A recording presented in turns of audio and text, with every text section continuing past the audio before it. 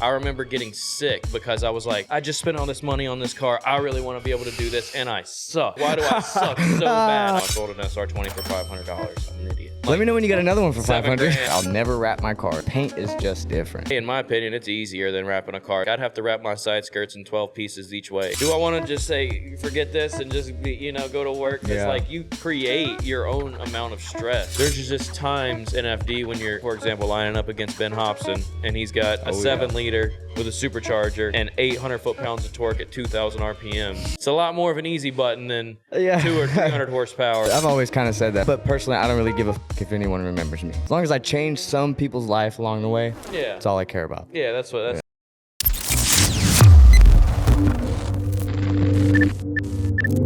Welcome back to the #1 Drift podcast on YouTube. I am Dustin, and this is Dustin Miles. Got a special one for you today. But we are actually at Camp Drift at Lanier Raceplex. So tell me a little bit about this. What's kind of going on with Camp Drift? So Camp Drift is an event that I wanted to put together for the community that basically sets the environment that we would get as a professional driver at like FD or something, where you have that spotter in your ear kind of saying, hey, maybe try this, maybe try that, maybe put some clicks into the dampening, maybe lift your tire pressure. Basically relay the information I've learned and a couple other of the advanced drivers have learned through our experiences to some of the newer guys that want to, because it's really hard at a normal drift event to kind of walk up to someone that you really see struggling and approach them the right way without sounding like a douchebag. Yeah. So it's like, this is the setting where you can ask your neighbor, you can ask your friend, you can go find an instructor, you can ask anyone a question and feel the confidence and the environment to be ready for you to be accepting of that question and kind of to develop the skill set even further for the community. That's awesome, yeah. Because I talk about that a lot on the podcast, how just people that are too scared, just get the fuck out there. Like, all you gotta do is get out there. Somebody will come talk to you. Just don't take it any bad way. But most definitely. The community in drifting is so good. Like, if you need something, it's usually there, or someone will help you get it, or someone will have some insight if you're out of town. It's such a great environment, and we just try to recreate that as much as we can for all the people that are new, kind of embrace them at the track and give us something to do for the weekend. So, yeah, we have a burnout pit donut area set up dedicated for drivers for them to go out and learn how the fundamentals of transitions and donuts, and maybe even set up like a small layout in their head or around some cones to get themselves familiar with the car control. And then we have a nice little layout set up for drivers for a hot track to go out and make some laps. Yeah. Yesterday we got a ton of seat time. I'm talking, there was no line. It was just all day long. If I could turn the camera around right now, you'd see all the pouring rain outside. It was apparently bright and sunny yesterday, so I came on the wrong day. Yeah, but we're going to get a lot more laps today and no tire usage. So hey, there you go. Save some money. That's right. Oh, yeah. Well, I was talking to you a little bit off camera how I like that y'all are doing the burnout box and kind of just a sectioned off area, because that's what, like, I would say most people just need to start on. They figure out how to do your figure eight first and then just go sling it on track. Yeah, for sure. That was one thing that I definitely mentioned to a lot of the students. So one thing we also do is a little classroom setting before the day starts to kind of go over what, in this instance, we had a 2-day, so I could go over what I saw yesterday to give people like an idea of, okay, this is maybe what I can try today. And like you were saying, getting in the burnout box, doing the controlled donuts, doing a small donut, large donut, small figure eight, large figure eight, really getting the feel of the transitions of how the car is going to rotate. Even in FD, I can pretty much almost know how my setup feels in the burnout box. Like if I go to rotate my car and it comes right around, I already know, dang, this isn't what I'm going to like. I know I'm not going to have a good time. But you can feel that amount of grip even there, so that you can get familiar with what you're about to go do on the track. Yeah, and as a newbie, I feel like that kind of won't resonate as well for a newbie just because they don't really know what it feels like. Especially even if they're coming from a sim too. Like, you still don't know what the car feels like. So you're just going to have to get your ass out there and try it. But so tell me a little bit more about like who you are. There's not a ton of stuff on the internet. Like FD's done some stuff, but give me a little rundown on you and where you came from. All right. Well, basically I went to my first drift event right across the street at Road Atlanta. So we're very lucky that Lanier Raceplex is directly across the street from Road Atlanta, and hoping to use that to our advantage one day. You know what I mean? Hopefully having a 2 double-day drift event kind of thing, and we're trying to work that out. But so yeah, I went to 2013 Road Atlanta. I had no idea about the sport. I was actually there with one of my friends, and we were just randomly betting on who was coming down the hill at that time. Like, oh, you got the Mustang? All right, I got $1 on the Corvette, or I got $1 on the 240.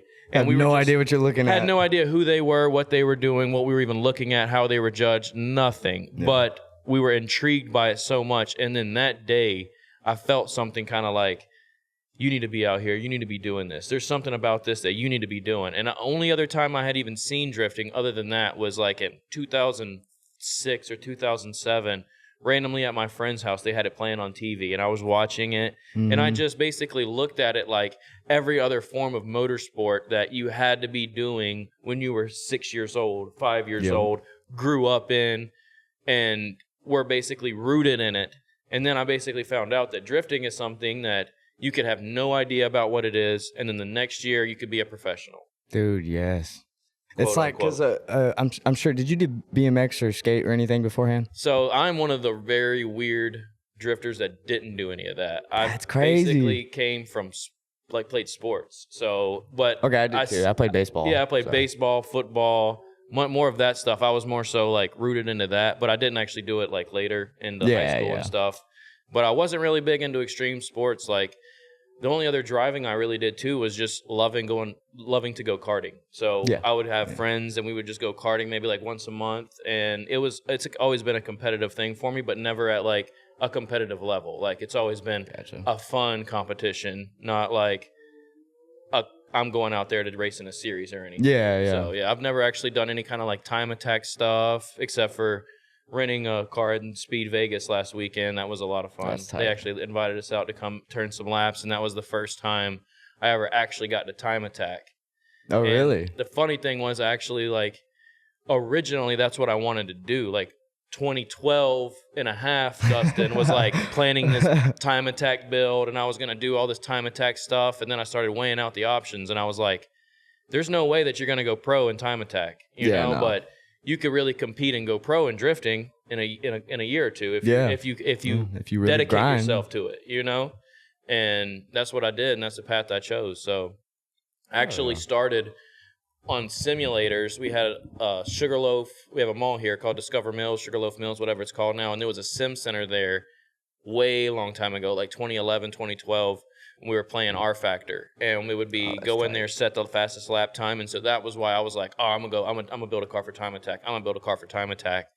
And then I ended up meeting my friend Phil, who ended up becoming one of my teammates later for Garage Moon Power, and he had that same R Factor simulator at his house. And this was like kind of unheard of back then. And like, what year was it? 2012, 2013, 2011. Yeah, like most people didn't have simulators at their house. So when I found out he had that simulator at his house was pretty much the day we kind of became best friends, and I was over there all the time then, and just hanging out, watching him play the simulator. And then I would get in like my 5-10 minute sessions here and there, and then he finally helped me build mine at my house. And then that's where I pretty much learned how to drive, was on a G27 Logitech simulator. That's where I really developed a lot of my skills and what I kind of contribute some of my success to, because that Logitech G27 had absolutely no self-steer. It had no direct driveness. I'll tell you what, I've tried. It's fucking horrible. I've talked about it before. I came from driving the car first and then going to the sim. I swear to God, it does not translate. Yeah, so you have to start on the sim first. I started on the sim first. So I actually went to a drift event in between the time of going to the Road Atlanta event and figuring out that I wanted to go drifting, and then meeting Phil. Yeah. So I went to a couple drift events, had my first car, went out to the track. I remember getting sick because I was like, I just spent all this money on this car. I really want to be able to do this, and I suck. Like, why do I suck so bad? I can't link the track, nothing. Like, I can't do anything. What is going on? That was me my first day. And then someone else hop in my car and go third gear it out the back, you know, and just, having a good time. And I'm like, what the heck? I can't, what? Like, why? Why can't I figure this shit out? Yeah, and I just wasn't comfortable actually in the position behind the wheel. My seat was in a weird place. Like, ergonomics is a real thing. Like, you gotta be comfortable where you're at if you're gonna be able to really use it to its most potential. So the very first drift car I sat in was my buddy Brennan's, and his seat, for some reason, I don't know why, like, I don't know how he fucked this up, but it was basically pointed towards the gear shifter. Dude, it felt so weird. Wow. And you were like too close to the center as well, so you were like kind of crooked like this, and the steering wheel's over here. Oh, it was so annoying. I just sat in it. I was like, fuck this, dude. I don't know how you drive this. Yeah. So I did that. And then I ended up breaking that car. I ended up getting like the fundamentals down. Like, I would link the track here and there and fundamentally be able to drive the car. I broke that car. It was an SR20 car. Broke a rocker arm. Sounds ended about up right. breaking a few of those and then retiring myself from SR20s. But so I broke that rocker arm, had the car down for like 6 months. And that entire time, all I did was dedicate myself to hours on the simulator every day. Like, I don't remember doing anything else during that time than playing simulators. Dedication and right there.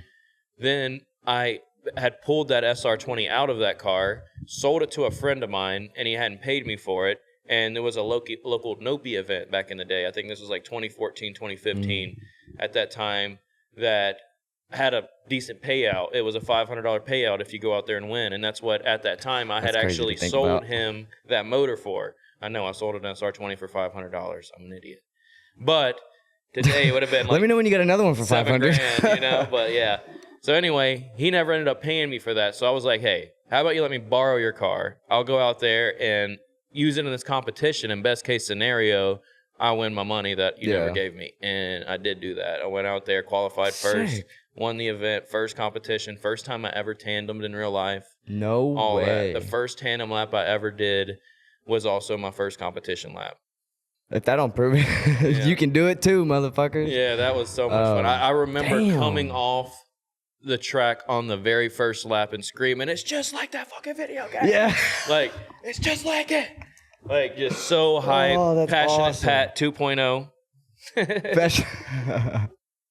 So, yeah, man, that's the adrenaline that you get in drifting that you can't find a lot of places, really. Or I've tried, man. That's why I brought up the skating and BMX thing, because like nothing has ever compared. Yeah. I went from skateboarding, I wasn't that great at it, jumped to BMX, loved that. I wasn't fantastic, but I was okay. And then the day I got my license, I never touched the bike again. Mm-hmm. So it just, the interest always changed, and drifting has always been on top for me.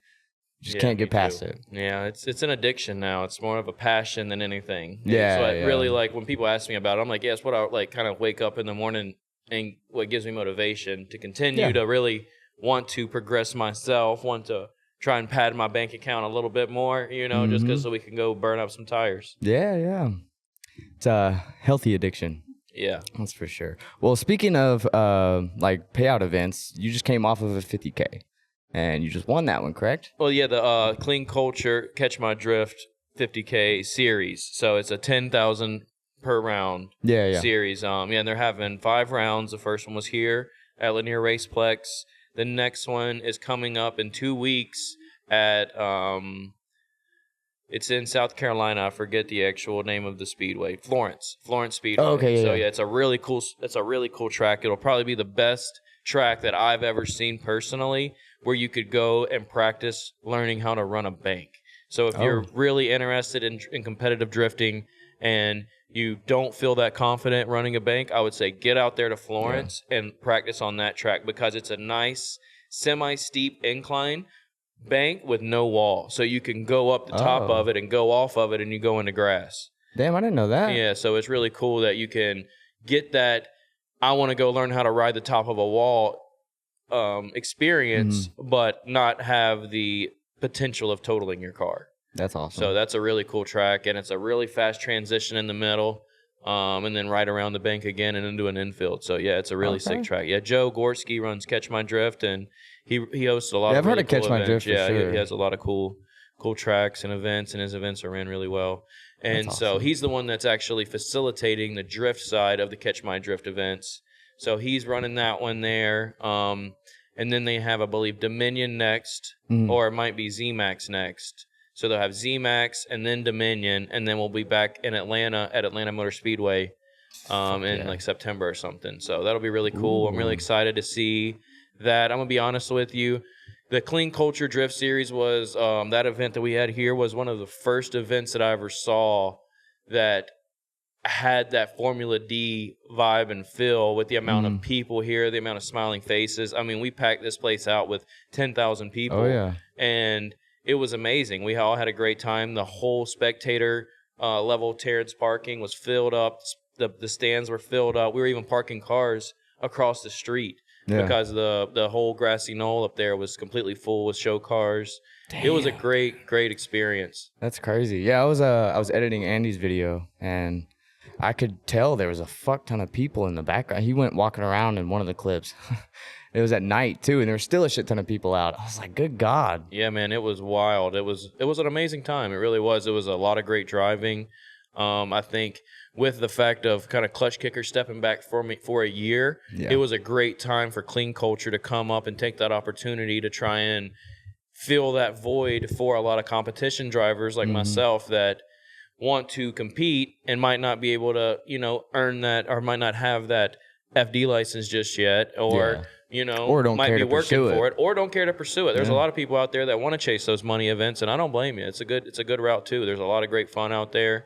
You can have the same amount of fun and make some good money at it. There's a 50K single round coming up in Jersey. That'll be awesome. I'll be there. 25,000 to the I'll be winner. doing Scotty's media for that event. So yeah, that'll be awesome. I'll have to come say hi. Oh, for sure. Do you think with the rate of inflation and stuff, do you see a lot of event hosts coming more into the 50K, the big payout events? I really see the potential for the sport to progress in that direction. I don't really know exactly who would step up to fill that more. Who else, where are we going to find that next person that might do that? That's the big question. But I do see a huge potential for it if done in the right manner. It's like cooking a pie. You got to have all the ingredients or that pie is going to taste like shit.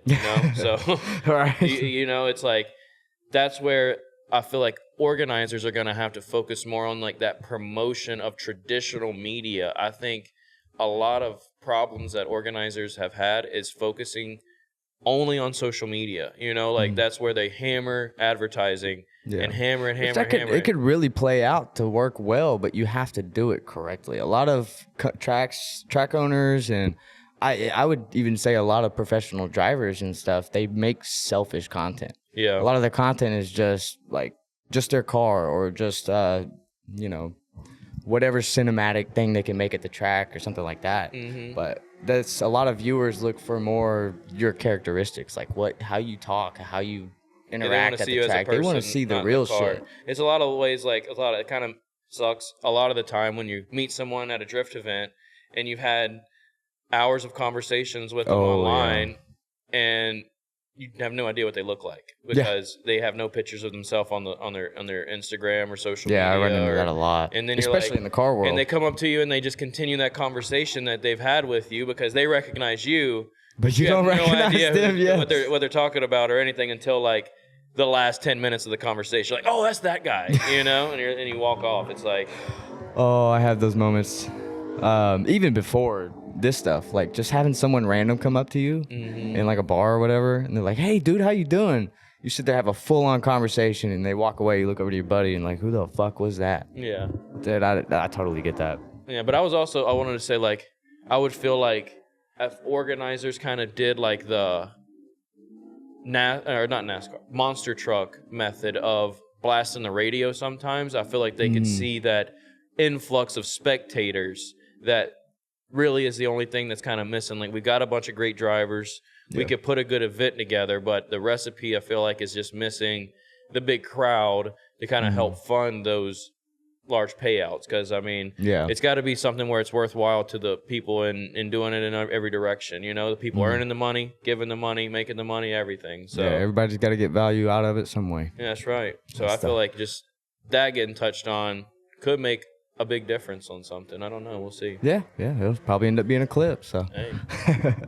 Well, now I want to stop the podcast for a second because because BC Racing is officially supporting the Circle of Drift podcast. They have made a major impact within the drifting community with their wide variety of coilovers and different spec series that you can pretty much customize. And me personally, I've ran BC coilovers on my cars for years now, all the way back from when I was in the stance scene to now in drifting. And BC is not only creating top quality parts that compete with the best coilover brands on the market, but they are very adamant about supporting more grassroots level drivers and simply just growing the community. So if you guys have been contemplating upgrading your suspension to really dial in the grip levels that you need, or if you just want to see as low as you can with the extreme lows, jump on down in the description at BC Racing and grab yourself some coilovers and really get your car dialed in. So thank you again, BC, for supporting the podcast. We greatly appreciate it. Now let's get back to the podcast. I would argue that your car is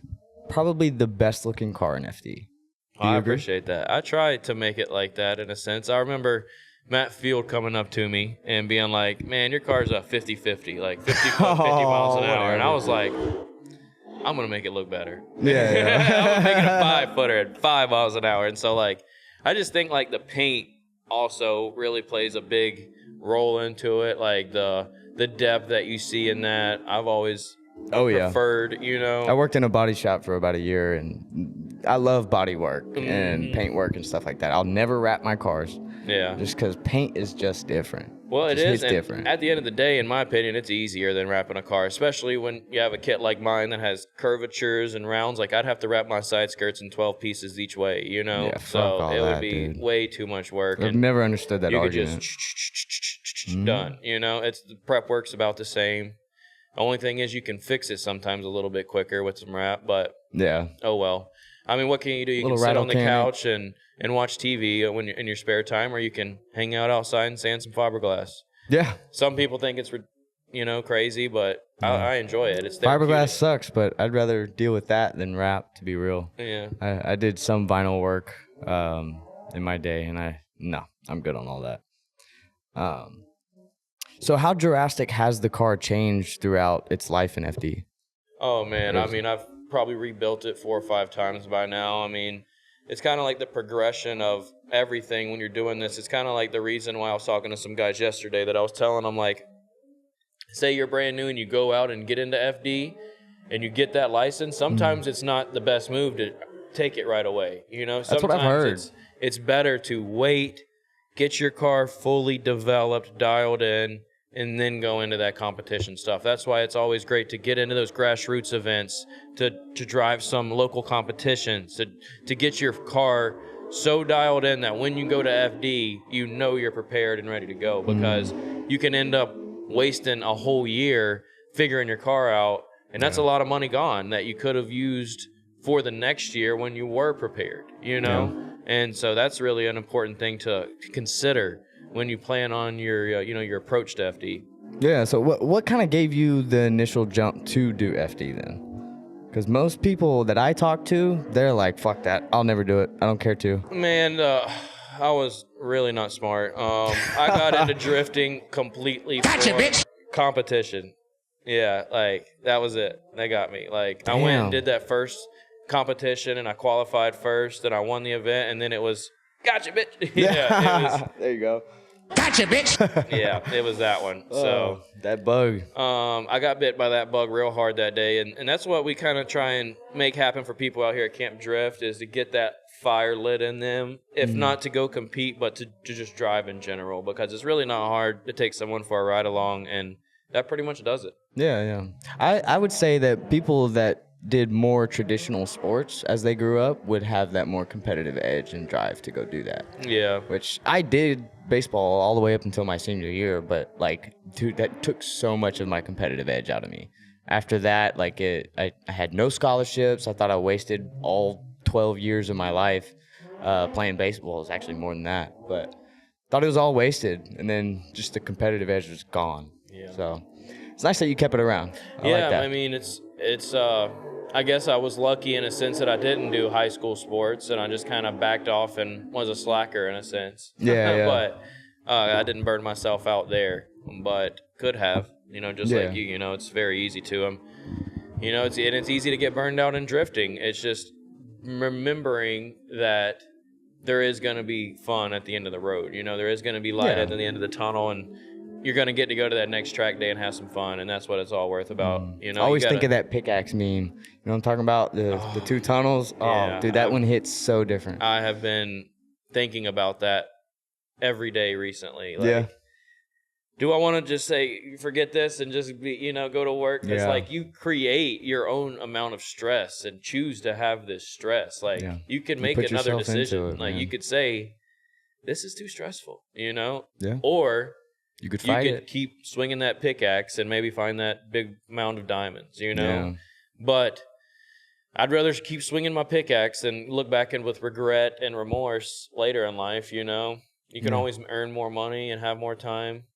One day. Every time I get to thinking about stuff like that, I always try and tell myself, when the hell did this shit get so far above my mindset that I can't handle any of it? Yeah. And that normally is what clicks me back into shape. And I'm just like, fuck that. Quit being a bitch. Let's do it. Yeah, you start thinking about all the other good things that's came along with it. Sometimes it's easy to focus on only the negatives when they're right in front of your face. And then you start thinking about, well, that was a lot of fun, and that was a lot of fun. All right, this is all right. It's cool, you know. And I don't have a lot by any means, but I had a house at 21 years old. Like I have a lot of stuff that is valuable, I'd say. Damn, he's getting it out. Oh, that's Ben. Oh yeah, oh Benny boy. And the Punisher out there. Damn, what was I saying? Talking about your house at 21. Yeah. So like that's one thing I'll do. I'll literally just walk around my house, go walk in the shop, look at all the shit that I have, and I'm like, there's no way you're bitching right now. Exactly. You have no reason to bitch. There's a person down the road probably that wishes he had this ghetto ass carport shop that I have. And 100%. I came from a storage unit as my shop. Like we tend to overlook some of our blessings. Yes, exactly. But yeah, it's always good to step back and look at the bigger picture and say, you know what, it's all worth it. You know, we'll keep trucking along. Yeah. Well, sorry for the sappy shit, but so does your car make about 700 horsepower? Is that right, or is it more now? No, it was 700 horsepower, but right now it's sitting at my house.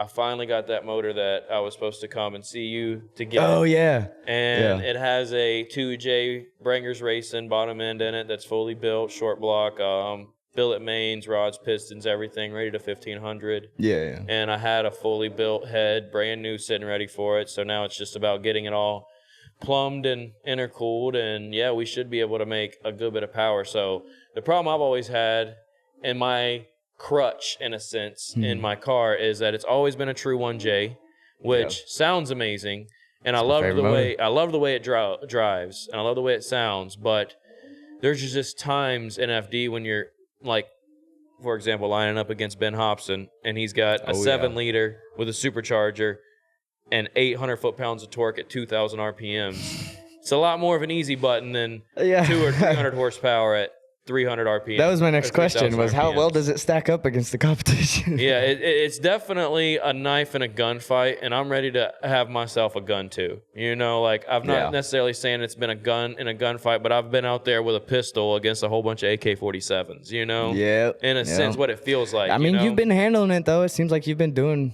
pretty well, keeping up. I've been doing what I can with it, but the thing about FD is they judge you kind of so, like, strictly that even if a clutch kick isn't necessarily a correction, it's a correction. You know, because my car doesn't have a lot of power in the low end in a certain area where I'm going to slow down, where a V8 car can just floor it right out of that, I have to drop it off limiter and get the tires going, you know? So that's looked at as a big correction there. Yeah. So it's really been a hindrance there as far as when I'm getting judged. It's just docking points. It's just docking points. Like I'm starting out with a 90, and then they taking points off of my 90. You know, so that's kind of been a not a lot of people think about that. Yeah, you got to think about every little every incremental advantage or disadvantage as well. So that's one of the things that I've been trying to focus on is that I got a new Precision 6466, which is a little bit smaller turbo than I had even on the 1J, but it'll flow better, and it's a lot newer than the one I had. I had an older turbo. It was It's in the same turbo I've had the whole time. Yeah. Still in good shape, but it was really time for an upgrade and to kind of just revamp the system. And so the changes we've made between Atlanta and Jersey have all been for additional torque.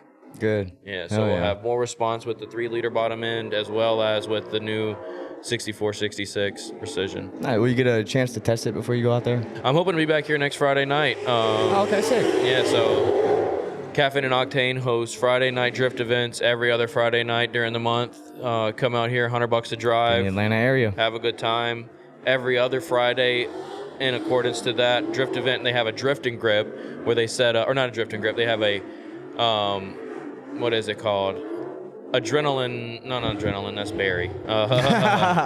Downforce battles, that's what it's called. Downforce battles. So they have 2 mirrored tracks right next to each other, and they will set up, you run through the layout, and you park and stop, and so it's like a time attack autocross that you do against another person Hyperdrive. at the same time. Kind of something That's similar. the style I've been wanting to come actually do it myself, but I haven't had the chance. I did one with Barry with his Adrenaline series, and cool. it's, dude, I went into it, I was like, fuck, I'm off today, like, it's cheap, I'll just go do it, fuck it, it's an hour away. And I went, and I was like, unloading my car, and I was like, this is gonna be so boring. And then I got in there, did a few laps, and I was like, dude, this is actually kind of fun. Like, this is not normal drifting whatsoever, because you're gripping the car up and then drifting it and all sorts of shit. But he used those big ass fucking wire barrels as clipping points. And of course, as a drifter, you're gonna try and get as close as you can to it. And dude, every single time I would just barely nudge it, and it would dent my fenders every fucking time. I dented both sides, and I was like, all right, I'm done. Fuck this, I'm out. Dang. I'd rather do that banging doors instead of hitting a damn wire barrel. Hitting something stupid, yeah. But, oh yeah. Well, speaking of upgrading your car, I noticed in Larry Chen's old video that you spent upwards to 30 grand on your wiring alone. How so? Like, explain that. Explain how it ends up being that much. What all goes into it. Well, actually, my car was one of the first cars in FD that was kind of to that level. And that level is now almost the norm. Yeah. As across the field. Does it still cost about that much? Like if you were to do the exact same setup today? Yeah, you would. It would still cost the same amount because when you start using PDMs, dashes, ECUs, I had a Motec M150 at that time, so that was a $4,500 ECU. The dash that I have was like $4,500 because it's a C1212 Motec dash. It's massive. Yeah, I noticed it's like fucking 12 inches long. Yeah, the PDM 30. So that's probably another $3,500 there. So you're already at $12,000-$13,000 before you even get into the wiring, and then that's over 120 hours of man hours to build the harness, engine, cabin, trunk.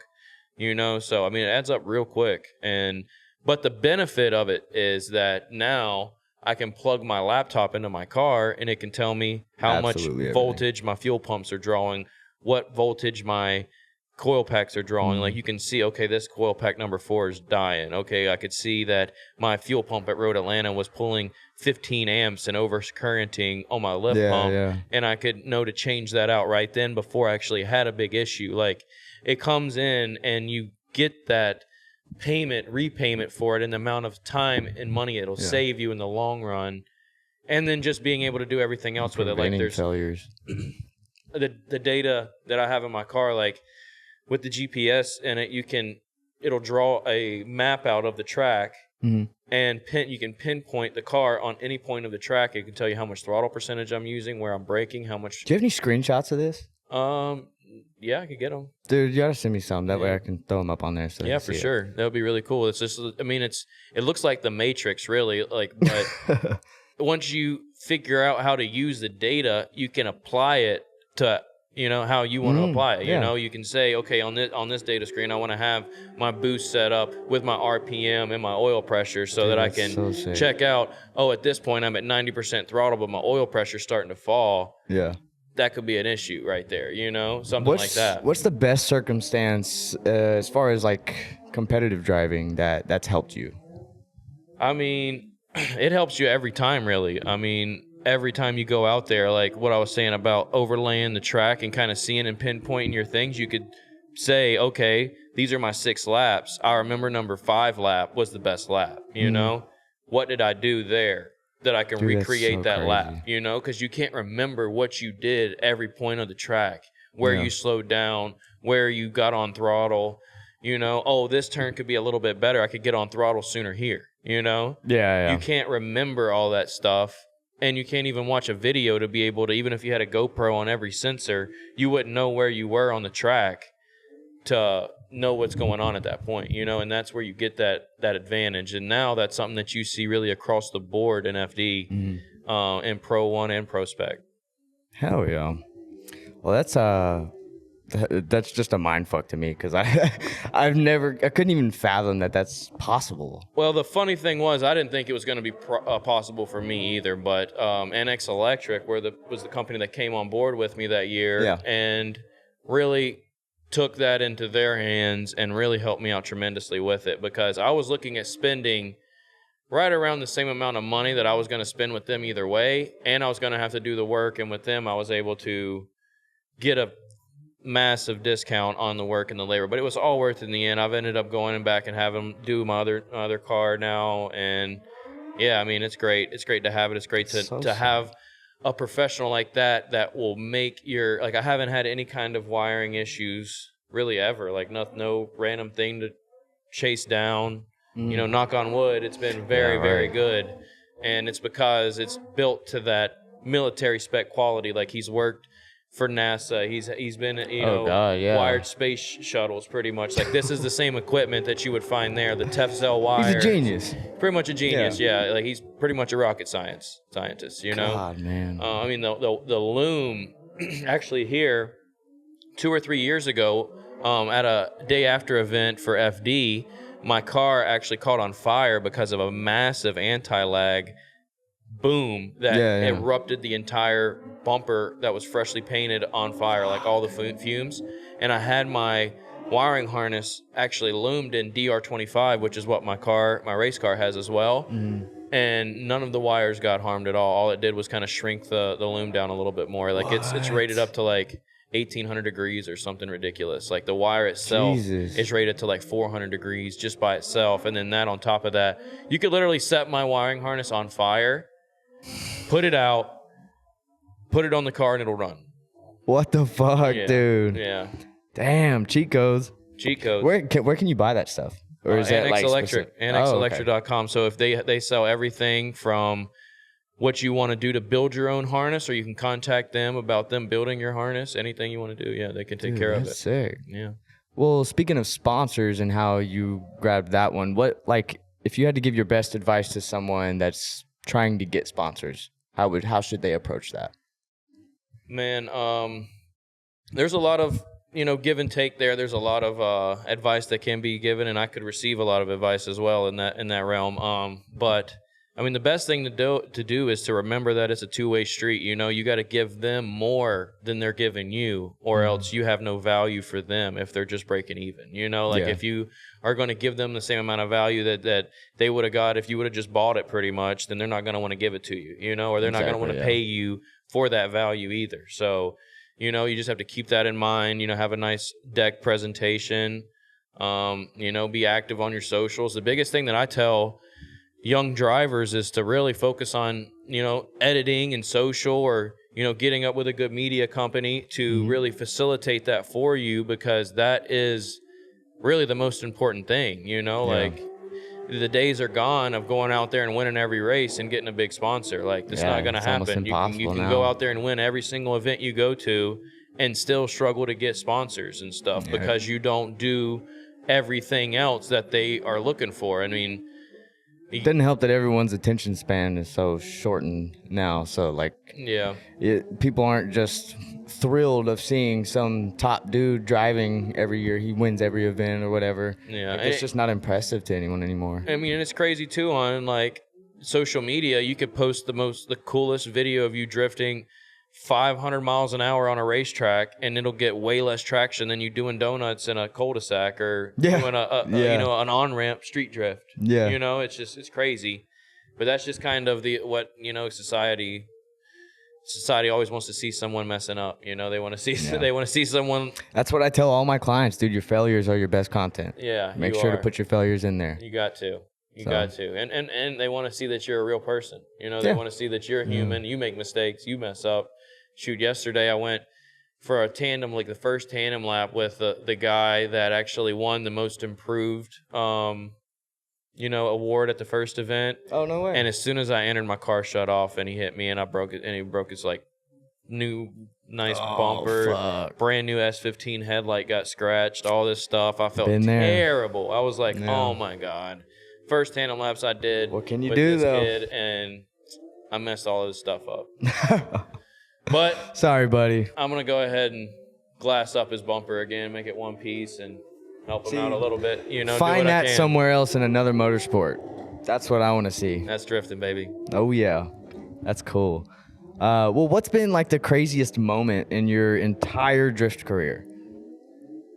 Oh man, I mean, I guess the craziest moment. It could be driving on track, in the pits, at home working on the car. I mean, the moments that stand out the most are some like, I guess, my best events or my best tandem laps, which my two best tandem laps that I feel personally were with Ben Julian or Lee Yearwood. Dude, Ben Julian's an animal. Yeah, on track. both of them. They're both awesome drivers. They laid down some gnarly leads that I was able just to copy and paste. Hell yeah. It was awesome. That first round of clutch kickers like 2 years ago, I ended up getting second place, and that was a big event for me. Mm-hmm. The clean culture event, you know, getting that W in front of the home crowd really put a nice spot in my heart. Yeah. You know, like I've been fortunate actually, like the 3 of competitions that I've actually entered at this track I've won. So I was like, I had a little streak going that I wanted to kind of continue to, That'll hype you up. Yeah, hype myself up in a sense. So yeah, I remember that. I can remember my worst moment too. That one came out first. That one jumped into my mind first. Which one? My worst moment of in drifting. Oh, tell me about it. Man, I have nightmares about it all the time. Oh, it's like that? It's like that. Yeah, like you want to feel embarrassed. That's what you do there. And that was me getting out of my car. Up. Getting out of my car on a hot track. That was not a good move. Not smart at all. So yeah, it was one Grid Life event. One of my buddies, Tyler, came up to me and was like, man, I know what you're going to do. It's your first event here. It's your first time. You're blowing it off track into that first corner. You're going 40 feet onto the grass for sure. He was like, I know you are. You are. And I was like, I don't go off track. I don't do that. No. No, that's not me. No way that's happening, bro. No way. First turn, I was 50 feet out into the grass and side skirt off and front bumper off, and I was like, no, I'm not going to leave these here for the next guy. I'm going to grab those real quick and like drive back with it on my... No, it's just all bad. It was all just the worst moment of my life, really, in drifting.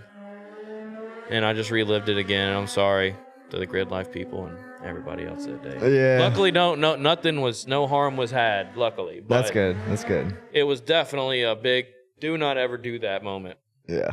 Come off the track and you got 5 people screaming at you. Oh, yeah, I had to miss a couple sessions that day and sit in timeout and go watch some videos and get my hand smacked and got pointed out and laughed at in the driver's meeting. Everybody, I was burned at the stake. Yeah.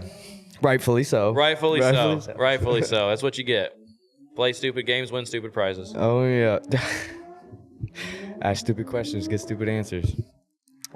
So have you ever been in a position, because nowadays, especially with how expensive tires and everything is, have you ever been in a position where you technically couldn't have afforded an event, but you went anyways and it actually paid off for you? I know that's kind of a specific question. I mean, that's kind of been feeling like the whole last 2 years in a sense, to where the whole year has just been like, should you be really doing this? Can you really do this? Can you afford to do this?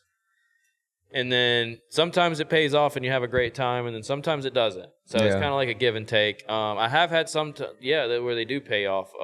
The Catch My Drift event was one of them. I was kind of like on the ropes of, should I even compete right now? Should I risk maybe damaging my FD car 2 weeks before the event You Yeah. know, is that Yeah. worth it? You know, but it was in the end. You know, I was able to come home with $5,000. Yeah. And that helped me actually get. Paid for your next month of tires. It really did. It's the first thing. It's what I paid for. I mean, that's how I was able to buy my first round of tires for FD this year. Was That's that awesome. you know, and yeah, it was really great. How does the pay situation go? I've never actually asked anybody that. So when you get when you win an event that's a payout, how do they actually pay you? Is it they just write you a check? Like what's the Well, deal? it depends on the series. Sometimes they'll just write you a check that day. Sometimes like FD will mail you a check like a month later.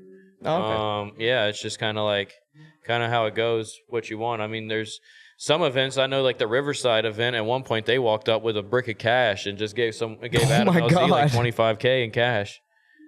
And What then the fuck? when I won, I got third place at one of their events, I think. And yeah, they just gave me like $1,500 in cash. They were just like, here, you go. Damn. Yeah. Y'all stacking up there. All right. I got them bread. Long.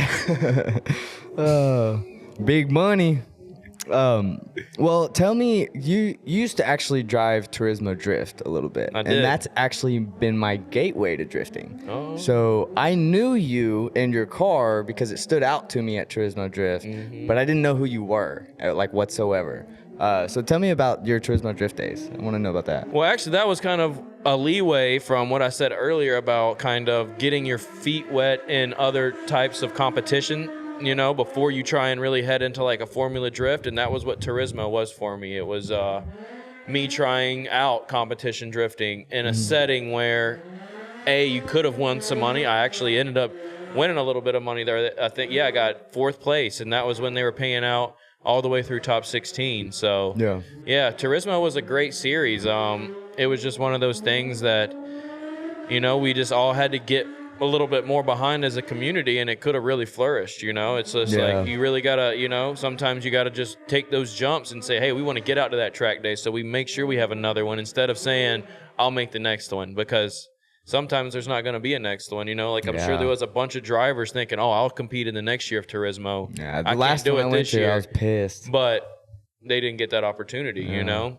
And that really sucks, because Turismo was a lot of fun. I mean, it was a place where you got to compete against a lot of different drivers, and you got a chance to really put on a show. I mean, Nashville Fairgrounds. Speed. Yeah, the Fairgrounds. That is the most intimidating bank I have ever driven in my life. It is ridiculous. Yeah, I'll put a picture on the screen so you guys can see it. Well, I don't even know if the picture will do justice, but you can't even idle your almost car straight up on that bank. It is, your car will knock. Dude, yes. They of, didn't, I don't remember what show it was, but they did an event there and they put the showcase cars on the fucking bank. There was people like popping their motors just trying to start their car on the bank. Oh yeah. For sure. Dude, that's wild. Yeah, that banking is ridiculous. And then all the tracks for Turismo were a lot of fun. I mean, it was a great time. It was really cool. I mean, there's a lot of guys like that we competed against there that we still compete against today. I mean, shoot, actually one of my best memories in drifting was at my second round of Turismo, and I had qualified 16th, and Troy Manners was qualified first. Like, he was one of the heavy hitters out there at Turismo during that whole season, and I was able to take him out there. I pretty much ruined his whole championship chances that round, but as a young driver, 300 horsepower, I was out there getting a chance to go against those professional level drivers, and that's where I really got my dang, I could do this, you know, and it's awesome to see that, and I've had it happen to me, you know. I've had new drivers come up and kick my butt, you know, but that's what you want to see. You want to see that progression, and it sucks to see it sometimes. But, it hurts your soul a little bit. It does hurt your soul, you know. You're like, dang it, these 15-year-olds are crazy nowadays.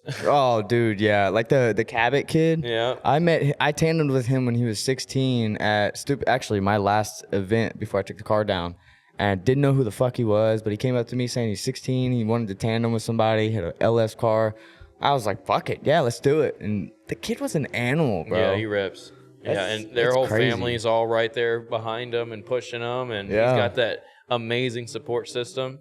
So, yeah, it's great. I've been trying to get him on here, but he's hard to get a hold of. Like, he's not very good at answering his DMs. Well, hey, he'll answer him like once a month. Get back to the man. You're missing out. Yeah. So where did your technical influence for just cars in general come from? Did you have somebody you looked up to? I mean, of course, my father. He's always been around some kind of form of a motor and enjoying it. So, I mean, that's where I definitely got, I would say, my skills from. My coordination in a sense. Like that's where I felt like the advantage that I had from sports rather than a lot of more extreme sports. Because the more extreme sports, it's not necessarily always eye-hand coordination that makes you great or not great, but in stick and ball sports, that's usually what you have to rely on is your eye-hand coordination, and I feel like that and helps out tremendously with knowing where the shifter is, the wheel is, the e-brake is, being able to use those things without even looking at them, like that kind of stuff. So yeah, like that's where I started building that foundation, and then it was really just hanging around shops and looking over people's shoulders and breaking a lot of stuff and not having any other way to get it done than to FitFo it.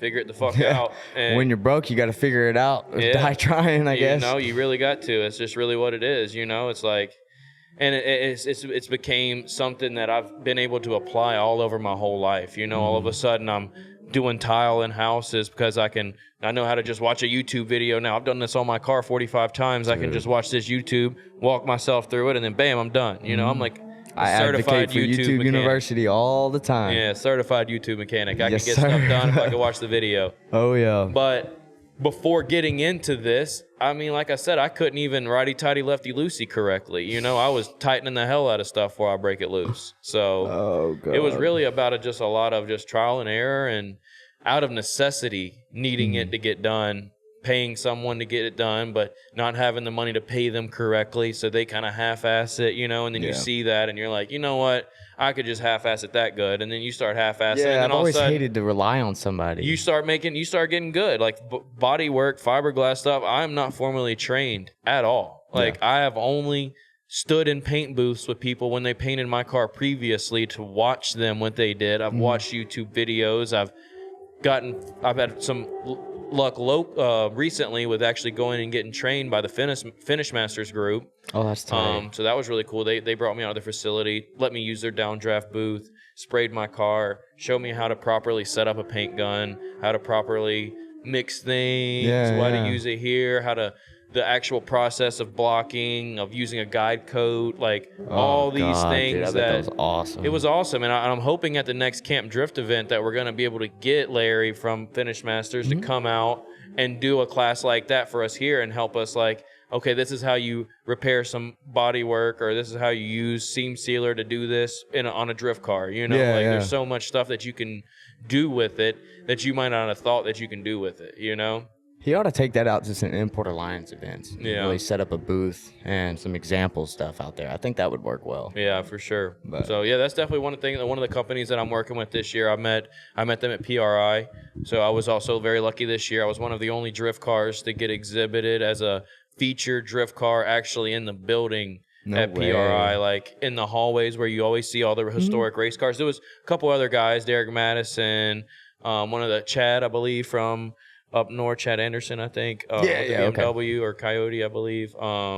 He was in there as well in like the Lucas Stadium area, but I was actually like in the hallways of the main office, like right in front of one of the doors. So cool. It was really sick. It was like a bucket list item checked off to have my car displayed there, showed there, something that I built pretty much with my own hands. Like something to be proud of. Exactly. Yeah, I was stoked on it. And it was a great selling point. So, those are also opportunities that you have to look for as a driver outside of drifting, because if you ever really want to get that big sponsor, might not come from the drifting world, like pretty much know you need this stuff to have some fun, so they don't want to give it to you. We talked about that a few episodes ago with Wes. Like I was saying, there's a lot of companies out there with deep pockets, but they're not in the car scene. Yeah. So he had gained a security company, Vortex Security, to be his main title sponsor, and that's the big logo on the side of his car, and that funds his majority of his entire Pro-Am program. That's awesome. So, but I thought that was kind of cool because it's not a car company. Yeah. Most car companies are just trying to sponsor you with parts instead of money. You're not really going to get a big check out of them. Yeah, and if you do, it's going to be after a lot of work put in, you might have that better success reaching outside of the car world. Yeah, I totally agree with that. So who's all, have you ever had like an idol in drifting? Like someone you looked up to? Definitely. I mean, To be honest, like when I first got into drifting, I remember going to one of the local events. I think it was actually the first local event, and I kind of like idolized, in a sense, one of these other local drivers. I don't even want to say his name because his head will get even bigger. But I'm just kidding. It was actually Chris Ward from Top Garage. Okay, I've heard of him. He was an FD driver, Pro 1 guy back then. He had this crazy S14 with a 2JZ in it. And I remember seeing him rip the bank at Cordeal, and his crew guy being there and being like, oh, yeah, that's my driver. We're about to go to FD and do this. And I was just like, dang, I want to do that. Like, I really didn't know about, like, Naoki and Kawabata and all these other crazy, awesome Japanese drivers at that time. Like, I just kind of saw him, and I was like, dang, that's who I kind of, that's what I want to do right there. Yeah. That's sick to see that much smoke behind a car, you know? I feel like that plays back into the competition drive too. Yeah, that was, and because that was the thing, that was like what I got into drifting for. It was just that I want to go compete. I want to compete. I want to compete. I'm not doing this for fun. Like, I'm doing this because I want to go compete. That's what's fun looking for me. Right. And it has been a ton of fun, but it has been not fun in other times too. You know, it's a subjective, objective sport. Sometimes you're not going to agree with someone's opinion, and you're just going to have to be okay with it. And then you're going to have to go back and review that footage and see, okay, yeah, they're right. You know, that's the moments that you have, you know? But it is what it is. It's a lot of fun otherwise. Oh, hell yeah. Do you ever think you'll build a different car for I FD? definitely like to build another car. I mean, I've felt like I've built enough 240s in my life now to kind of retire building those, unless somebody's ready to get one built for some money. There you go. But other than that, for build? myself, I'm gonna either I'd really like to try and get something into a newer chassis, something that's a little bit easier on the sell for the sponsors. You know, that's the other hurdle. Like, you can have one of the coolest looking FD cars, but if it's a 1990 Nissan 240SX, their market isn't there, you know? Like, you don't, like... It's not when you're going up against 2021 Supras and you're all going that against shit. a 2021 Supra, a newer Corvette. I mean, even a 350Z is still sellable in a sense, more than a 240, you know? Yeah. And that's a huge hurdle, you know? Like, very shortly, I think they'll become the 240. they will become the 240 as well. Just because they're so basic now. Everyone has one. Yeah, for sure. And then the 240s are going to... I mean, we've all seen how they've went. They're going to unobtainium levels, but it's still not going to reflect, in a sense, positively when you compare it towards a newer car, GT86 or GR86 or a Supra or BMW or anything like that. I mean, that end, you can get a lot more mechanical grip out of a lot of the newer stuff. You know, like, you have to really rely a lot on, you know, tire pressures and massive amounts of toe in to really get that 240 going how you really want it, where you can use less of that in other chassis. Yeah. Hell yeah. Oh, yeah, that was what I wanted to say about the Idol. And then later, it was James Dean and those kind of guys, Frederick Osbos, you know. Yeah, the ones that, of course, everyone went to. And you know, obviously watch tons of their in-car videos, try and kind of replicate what they were doing. I actually tried to build my hatch the first time kind of as James Dean's car, not necessarily with the Wise Fab, but I had the Samsonus. That's kind of that was my influence of getting a Samsonus. That's tight. So that was really cool, and then it got outlawed, so that's not cool. But hey, you got I'm gonna have it still. Yeah, I got it still, so it'll be fun. Nobody will gonna buy it because you can't use it in drifting, but or professional drifting. But it's still a sick box, and I enjoy it. But yeah, you know, that kind of stuff. And then so I ended up getting to battle Chris Ward. Later in a thing, and you know, that was really cool to get to battle that guy you looked up to as far as competition, and then beat him. So that was cool. Besides him, is there someone that you haven't tandemed with yet that you really hope to drive with? I really hope to tandem with Chelsea Denofa again, because the 2 times that I have got to do laps with him, I've messed up big time. Both times. Like, one time was at Grid Life, and I like smacked a water barrier, and then another time was at Clutch Kickers, and it was like the only time in my life I ever missed my clutch pedal. Like, I went to clutch kick. Completely missed it, and like car bogged out. Boom, he hit you. You know, like that. You know, I'd love to get to battle like Force Wang. You know, that'd be a really sick battle. I felt like just some really cool stylish cars. You know, we actually did that with me and Garrett Denton at the first Pro Bro Down back in the day. Yeah. He had a very stylish car. I had a very stylish car. and we ended up doing like random seating. And he and I got paired together. The two like LS 240s got paired together, and then like another two like copy cars. Like everybody that got paired together were like the battles you wanted to see. Yeah. And that was really sick. Everybody got their pictures for the day. Pretty much, yeah. Everybody had a good time. I love that. Well, yeah, man. This has really been a fun time. I enjoy the conversation and talking back and forth. It's just like a natural just hangout session. Different, really, isn't it? you know? Yeah.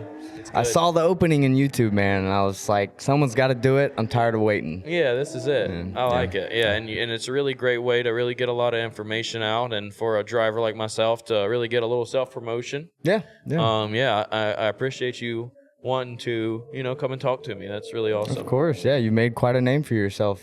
I've tried. In the internet space, that's for sure. I've tried. So. You want to make your mark on something, and that's where I'm hoping I make my mark is, people remember my name in drifting in some way, shape, or form. Not necessarily has to be as a driver, but, just kind of a positive influence in it. That's the goal. Yeah.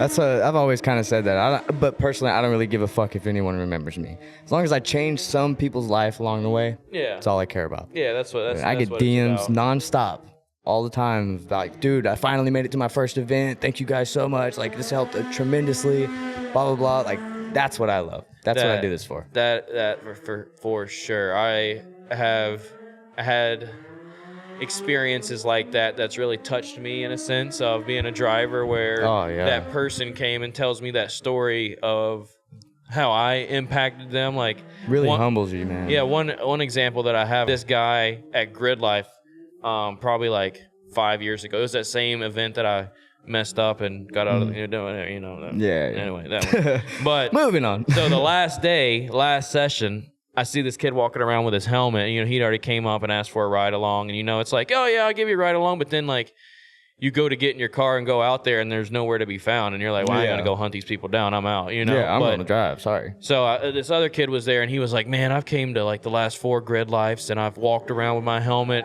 3-4 days and never got a lap in anyone's car, man. Could you please just take me for a ride along? And I was like, you know what, bro, come on, let's do it. Let's get you in here.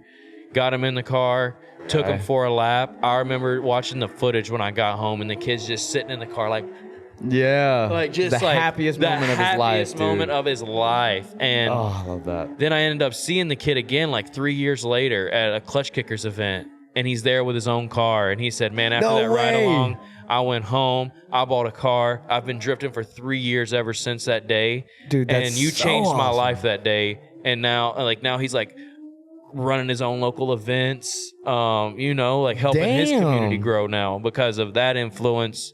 And that stuff. Dude, major props to you. Yeah, whoever you are, that's crazy. Yeah, that stuff is really, really cool, man. I love that. And then other times, like been in at a competition event, and maybe you didn't qualify, or you qualified terrible, or you just lost your battle and you're really down on yourself. Yeah. And I remember some kid came up to me and was like, man, you did this and that. I built my car just because of you, because I saw you here and this. And then I'm like, damn it, kid, why are you making me love this again? Like, I was ready to quit 5 seconds ago. I was ready you to had throw to this come bitch over down here the road and light it ruin on it fire. for me. Now I want to get back out there and help change some other kid's life again too. Dang it. But it's a blessing, really. It's funny how that works out. It is. But speaking on that, give us the best piece of advice you could give to anyone just trying to get into drifting. Man, get out there and get some laps under your belt. That's it, man.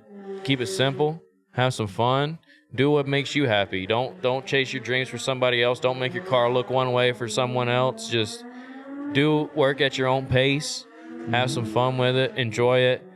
It's what it's meant for. It's not meant to be something so serious that you don't end up enjoying. It's supposed to be something where you get your release, your relief, your fun. You meet some friends. You develop life skills. Like that's the beauty in drifting. It's not everything else. It's not a clout game. It's not It's not really somewhere you're ever gonna get that much money out of.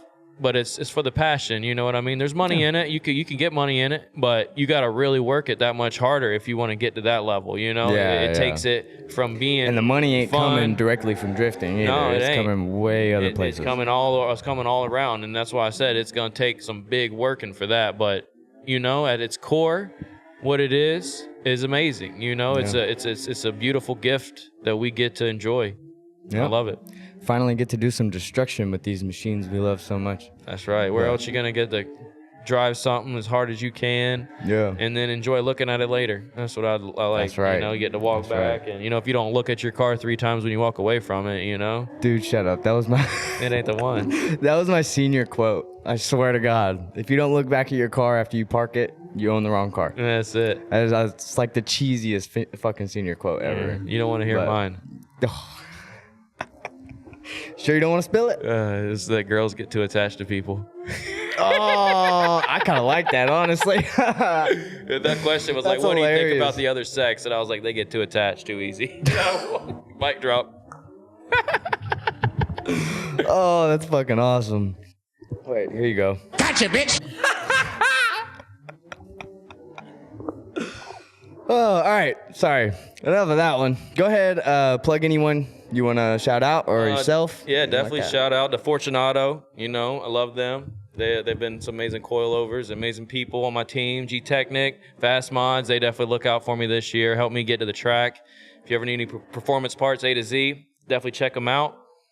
Yeah, man, we're just looking forward to finish off the season of FD, having some fun, getting to see the world, Yeah. Just enjoy ourselves, have some good time, burn some tires, make some friends, have some smiles, style for miles. There you go. Where'd that come from, by the way? Miles of Where'd you come up with that? Everybody would come up to me and be like, man, I love your style, and I was like, I don't want to make Dustin Miles Racing. I was like, Miles of Style Racing. Miles of Style. It was just something to try and make something cheesy and catchy, just something to distinguish myself. The only thing that sucked about it was as soon as I came into FD, all of a sudden, Force Wing had Style for Miles. Oh. All of Jared forever was like, Force Wing's coming in, Style for Miles. And I'd get a video like, dude, he's using your name just backwards, And I would be like, dang it. And then I remember one time, it was funny. It was like the second year of it was like my first year of pro. And I did a Pro-Am event with US Drift. It was like one of the first shootouts. And he was there. And something happened in the final battle. Like I ended up like spinning out and getting in a wreck and like lost. And I was like, I was wanting to win that event. It was for one of those heavyweight title belts. And I wanted that belt. And anyway, he was like, you should smile, man. You just got second place. And I was like, I'll smile if you stop calling Force Wing Style for Miles. Yeah. He was like, call that motherfucker out. And he didn't do it for like a month. And then the next event, Style for Miles. And I was like, But worked for a little bit. Force does have a lot of style. Just gotta say he that came right out there. hot with his car this year. Yeah, he's got it. I know he's a style king. Yeah, I ain't trying to take his crown. I just like the way my car looks. Hell yeah. Well, I sure appreciate you coming on the podcast. And I appreciate it so much, bro. Awesome. That was a good time. Hell yeah. We'll have to let us know in the comments who you want to see next. But that is it for this one. I surely do appreciate it. And of course, we'll see you next week. Peace. Yeah, let's go get some laps. Yes, sir. See ya.